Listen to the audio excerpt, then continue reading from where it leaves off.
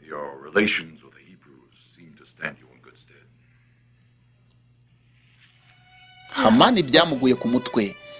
Uyu munsi umuntu yagombaga kumanika ari kumuzengurutsa mu murwa. Nguko ko Hamani yazindutse rwose atwaye Moridekayi ku ifarashi y'ibwami, agenda abwira abahisi n'abagenzi ngo uku niko bazajya bagenza uwo mwami akunze kubaha. Abamubonye bose bakamwubararira kuko ari ku ifarashi y'umwami.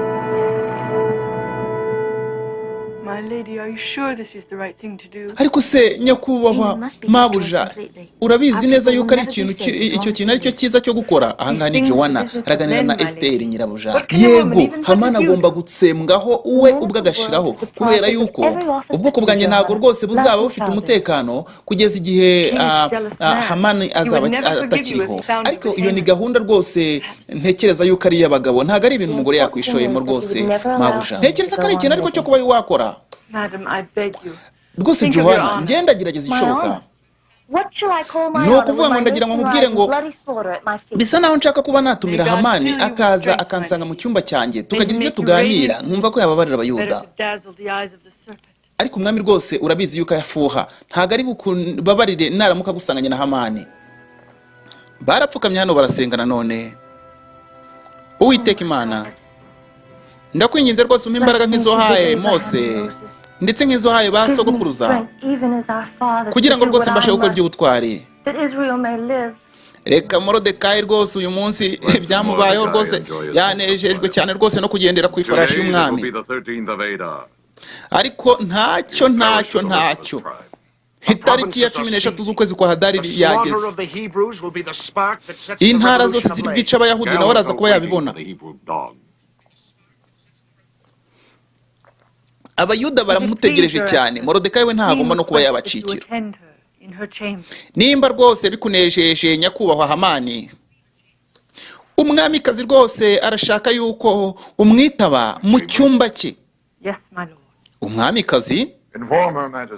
Umwamikazi wibuka mukundamo mu cyumba cye? Yego rwose.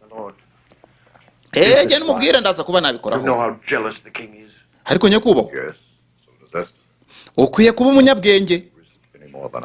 Urabizi ko rwose umwami afuha kubi. Ndabizi. Uratekereza yuko ari we ushaka gufata risike kundushaho?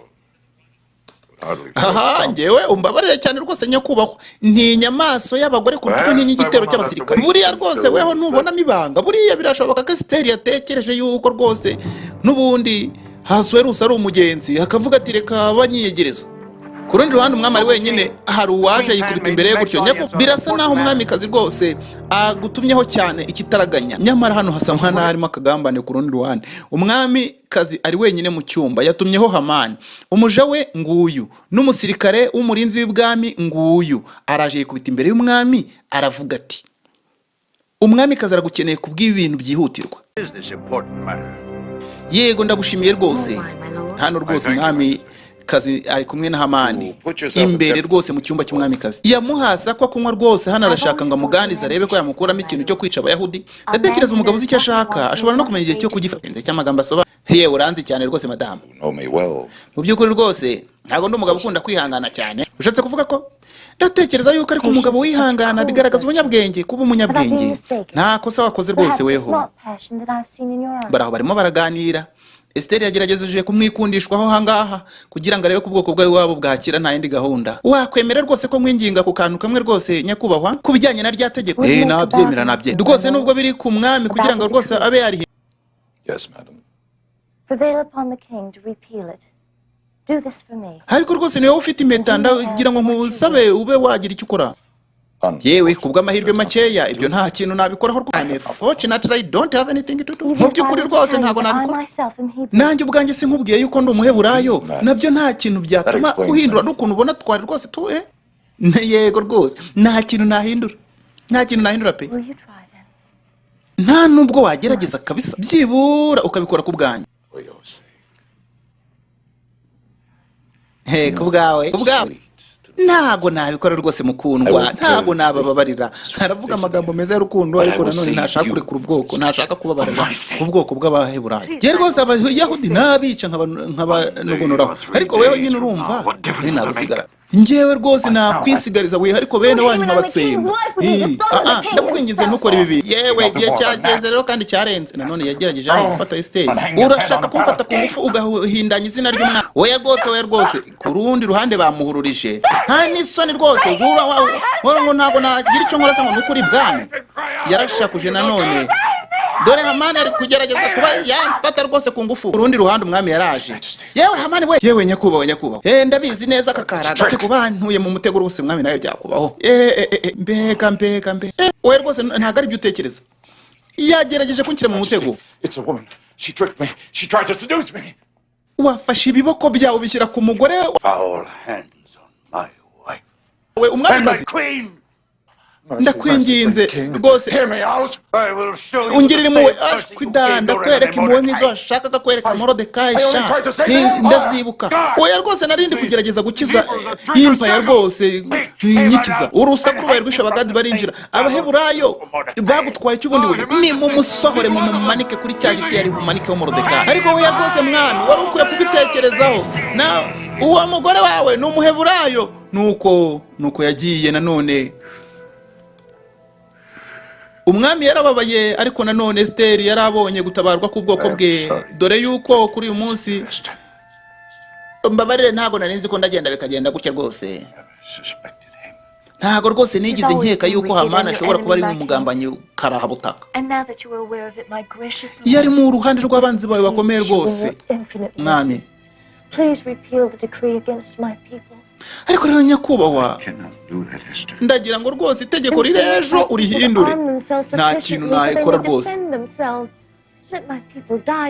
Basi noneho nimba utabihindura reka abantu banjye bahabwa uburenganzira bazirwaneho. Reka rwose abantu banjye bazapfe byibura bari kurwanira ubuzima bwabo. Kubera yuko nkunda rwose mwami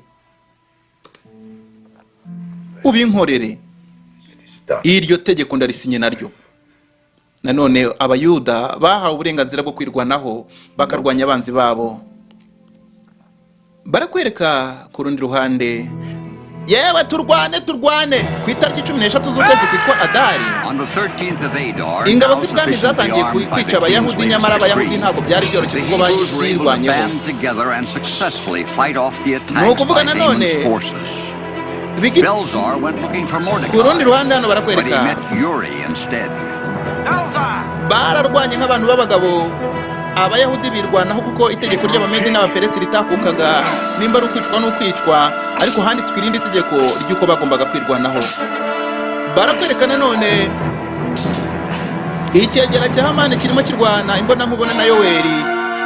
Hano ku rundi ruhande intambara irakomeye. Niko bimeze mu bihugu byose 127 Abayuda aho bose bari bagerageje kurwana. Niyo umusirikare ukomeye.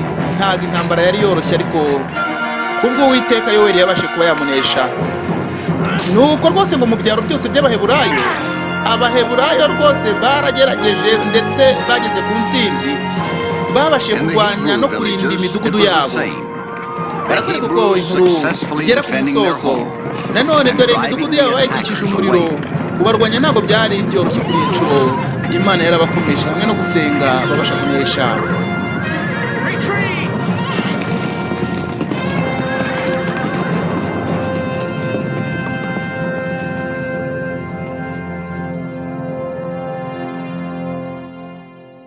yageze ibwami ku nshuro ya mbere. Yewe rwose no bwa mbere ageze ibwami mu mpaye karibu murakoze.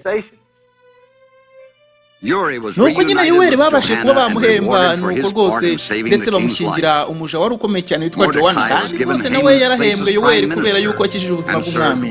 Moridekayi nawe yahawe ibya Hamani arazamuka rwose aba ukomeye ku bwami, aba minisitiri w'intebe mu mwanya wa Hamani. Hanyuma kandi n'agahungu gatoya Yusufu nako rwose kabashe kuba kagororerwa. Hanyuma rero kuri Esiteri baratubwira ngo yari intsinzi ikomeye cyane, atsinze rwose itazibagirana mu mateka.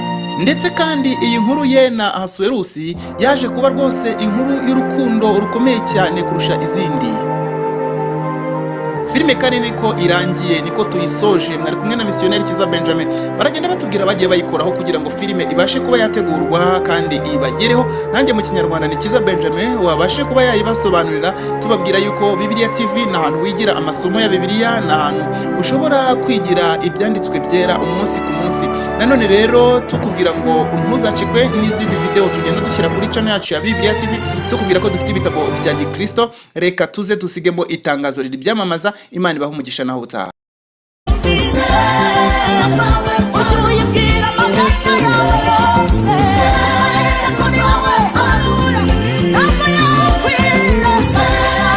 Kubwira rero yuko dufite ibitabo bya Gikristo nkuko bisanzwe dukunze kubibabwira, tubabwira ngo abamaze kubibona ibitabo twizeye yuko bikomeje kugenda bibafasha kunguka byinshi. Dufite ubuhamya bwinshi cyane yuko umuntu wari we wese wakoresheje kimwe mu bitabo byacu agenda hari byinshi yunguka atarazi. Imana rero ibahe umugisha. Dufite igitabo cy'itangiriro ku buryo bucukumbuye, gicukumbura ibyabaye mu gitabo cyose cy'itangiriro.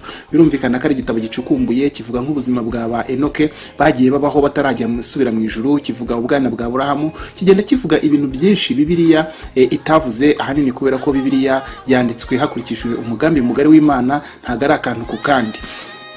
Imana rero ibaho umugisha. Nimba wifuza icyo gitabo uratwandikira kuri nimero igaragara muri description. Hanyuma nanone igitabo kindi cyitwa Inkuru zitavuzwe zo mu buzima bwa Yesu, ni igitabo nacyo gicukumbura ibikorwa byose Yesu yakoze ariko ntibibashe kuba byakwandikwa mu butumwa bwiza. Impamvu nuko mbere na mbere Abisiraheli ntibari bwandike ibyo Yesu yakoze akiri umwana, kuko muri Isiraheli agaciro k'umuntu katangiraga kugaragara afite imyaka 30, cyane cyane imihamagaro y'ubuhanuzi n'indi yose yo gukora Imana.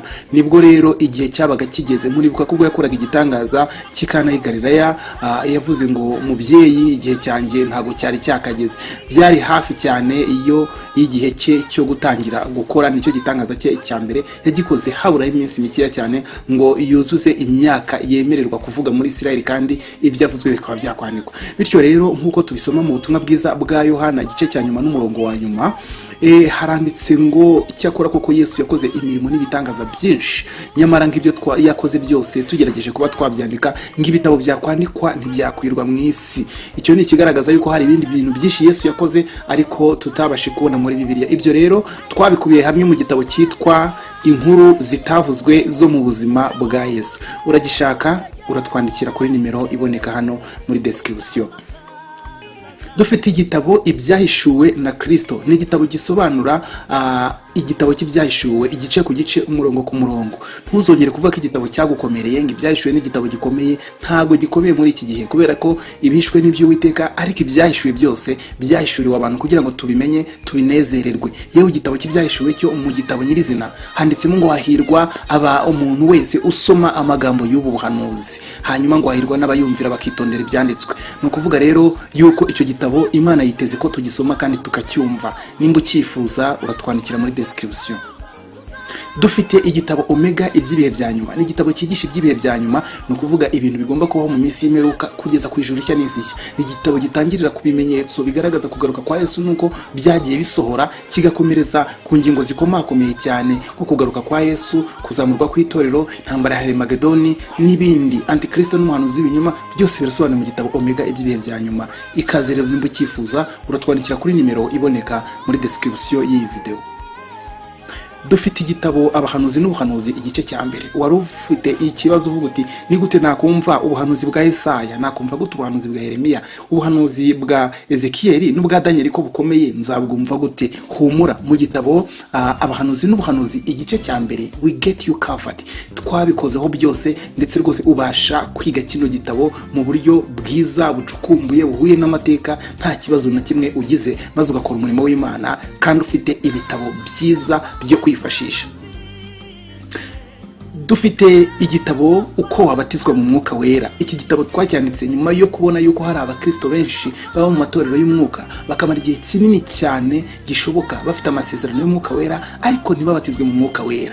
Tucyandika tukimara kugisohora, bamwe baratubwiraga bati ngiye maze imyaka 15, ngiye maze 13, ngiye maze 7, ngiye maze ingahe, bategereje iryo sezerano ry'umwuka wera. Ariko hagatanga mu gitabo harimo guidance, harimo ubuyobozi, harimo ubufasha intambwe ku ntambwe kugeza ubatijwe mu mwuka wera, nawe wakwakira Pentecote yawe hafa. Dufite nanone ikindi gitabo cyiza cyane kitwa ibyakozwe n'intumwa. Ibyakozwe n'intumwa, igitabo cyacu kiracukumbuye cyane. Sinzi nimba hari umuntu wigisha isezerano rishya ariko akaba atarasoma igitabo cy'ibyakozwe n'intumwa dufite. Ubu maze guhomba ibintu byinshi cyane, kuko muri kino gitabo cyacu cy'ibyakozwe n'intumwa, reka nkubwire, uzasangamo amabaruwa ya Pawulo yose asobanuye neza igihe yandikiwe, impamvu yanditswe. Uzasangamo n'ayandi mabaruwa y'ibanga ataboneka muri Bibiliya yera, amatorero yandikiraga Pawulo kugira ngo Pawulo abone uko yasubiza ariya mabaruwa dufite muri Bibiliya. Ayo mabaruwa niyo yagaragazaga ibibazo itorero ryari rifite. Bityo iri kwiga iki gitabo ugenda wumva neza imimerere iryo torero ryari ribayemo, hanyuma ukarushaho kumva izi nzandiko zose za Pawulo. Ntabwo twibagiwe inzandiko rusange, nazo ziri covered muri kino gitabo. Mbese bisa n'ahari isezerano rishya mu buryo bucukumbuye. Igitabo byakozwe n'intumwa cyafashije abantu benshi cyane muri East Africa gukora umurimo w'Imana, cyane cyane wivuga butumwa no kunoza imyigishirize yabo y'ubutumwa bwiza mu isezerano rishya. Hamwe kandi na Bibiliya TV, ibi bitabo tugenda dutegura amasomo yabyo buke buke ku buryo ubasha kuyiga yose hano ku rubuga. Kansoze mbabwira yuko dufite nanone igitabo isezerano rya kera n'isezerano rishya mu buryo bw'incamake. Ibitabo 66 byose birasobanuye neza no kurica, no kandi video yose turayifite y'igitabo icyo aricyo cyose mu buryo bw'incamake kugeza aho zuzuriye 66.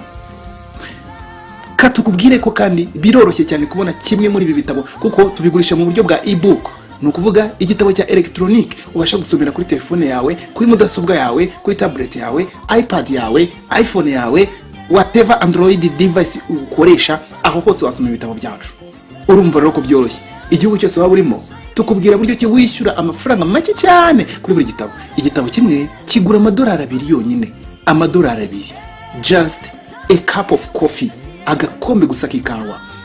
Hanyuma ukabona igitabo cyawe kuri email yawe, ugatangira kwiga ibyanditswe byera ukabuka.